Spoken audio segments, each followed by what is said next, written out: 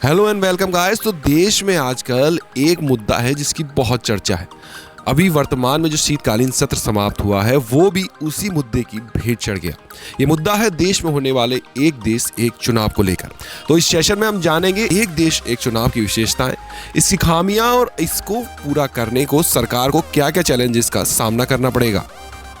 बीते 75 सालों की बात करें दोस्तों तो लोकसभा और विधानसभाओं के तकरीबन 400 से भी ज्यादा चुनाव कराए जा चुके हैं। ये चुनाव कमोबेश स्वतंत्र और निष्पक्ष हुए और किसी भी खासकर बाहरी एजेंसी को देश के निर्वाचन आयोग पर उंगली उठाने का कोई मौका नहीं दिया गया। हालांकि इसके बावजूद कई ऐसे तथ्य हैं जो देश में अलग अलग चुनाव करवाने को लेकर सवाल उठाते हैं। ऐसे में सवाल ये उठता है कि क्या देश में सभी चुनाव एक साथ नहीं हो सकते। इस सवाल का जवाब तलाशने के लिए पिछले साल सितंबर 2023 में पूर्व राष्ट्रपति रामनाथ कोविंद की अध्यक्षता में एक कमेटी का गठन किया गया। इस कमेटी की रिपोर्ट को हाल ही में कैबिनेट द्वारा स्वीकार कर इस संबंध में 2 बिल लोकसभा में पेश किए गए। इसमें से पहला है 129वां संशोधन और दूसरा है केंद्र शासित कानून संशोधन बिल 2024, जो पुडुचेरी, दिल्ली और जम्मू कश्मीर के विधानसभा चुनाव करवाने से संबंधित है। इन बिलों पर विस्तृत चर्चा करने और सर्वसम्मति बनाने के लिए उन्हें अब संयुक्त संसदीय समिति यानी कि ज्वाइंट पार्लियामेंट्री कमेटी के पास भेज दिया गया है। अगर तमाम औपचारिकताएं पूरी भी हो जाती हैं तब भी ये व्यवस्था 2034 से पहले अमल में नहीं आ पाएगी।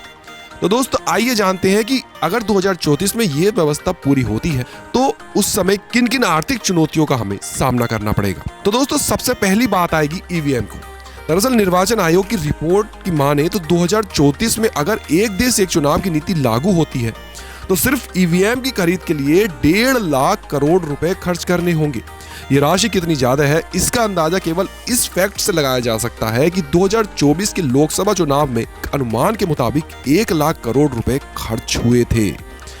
दूसरा जो सबसे बड़ा फैक्ट आएगा वो ये है कि 2034 के चुनाव में दोगुनी करनी होगी हमें अपनी सुरक्षा व्यवस्था। कमेटी ने बताया कि एक साथ चुनाव कराने के लिए सेंट्रल सिक्योरिटी फोर्सेस में 50% इजाफा करना होगा, यानी करीब 7 लाख कर्मचारियों की जरूरत होगी।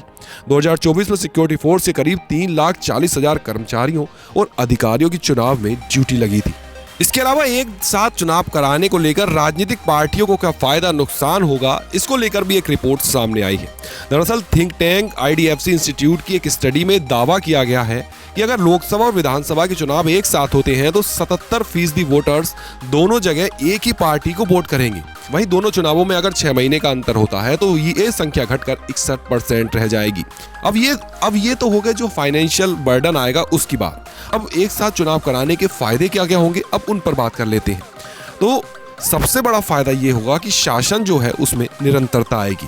दरअसल दोस्तों देश के विभिन्न भागों में चुनावों के चल रहे चक्रों के कारण राजनीतिक दल, उनके नेता और सरकारों का ध्यान केवल चुनावों पर ही रहता है।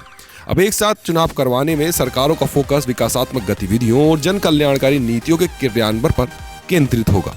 वहीं दूसरा जो फायदा होगा वो ये है कि अधिकारी काम पर ध्यान दे पाएंगे। चुनावों की वजह से पुलिस सहित अनेक विभागों की जो पर्याप्त संख्या में जो कार्मिक हैं उनकी तैनाती वहां करनी पड़ती है। एक साथ चुनाव कराए जाने से बार बार तैनाती की जरूरत कम हो जाएगी, जिससे सरकारी अधिकारी अपने मूल दायित्वों पर फोकस कर पाएंगे। वहीं दूसरी ओर जो वित्तीय बोझ जो होगा उसमें भी कमी आएगी। जब भी चुनाव होते हैं तब मैन पावर, उपकरण और सुरक्षा उपायों के प्रबंधन पर भारी रकम खर्च होती है। इसके अलावा राजनीतिक दलों को भी काफी खर्च करना पड़ता है। एक साथ चुनाव कराने को लेकर जो ये गठित समिति है ये 7 देशों के मॉडल पर अपनी स्टडी कर रही है। ये 7 देश कौन कौन से हैं जहां एक साथ चुनाव होते हैं? उनमें पहला देश है दक्षिण अफ्रीका, स्वीडन, जर्मनी, जापान और इंडोनेशिया। इन 7 देशों के मॉडल को ध्यान में रखते हुए समिति ने अपनी रिपोर्ट प्रस्तुत की है। तो दोस्तों ये था सेशन एक साथ चुनाव कराने को लेकर। बाकी आप सब लोगों की एक देश एक चुनाव को लेकर क्या राय है कमेंट बॉक्स में मेरे साथ जरूर साझा करें। जो लोग इसके पक्ष में हैं वो अपना मंतव्य साझा करें और जो लोग इसके विपक्ष में हैं वो तार्किक कारणों के साथ अपनी प्रतिक्रिया कमेंट बॉक्स में हमें जरूर दें। बाकी अगर सेशन पसंद आया हो तो सेशन को लाइक जरूर करें और चैनल पर अगर मेरे नए हैं तो चैनल सब्सक्राइब कर लें जिससे आपको देश विदेश के मुद्दे और ताज़ा खबरें समय रहते आपको मिलती रहें।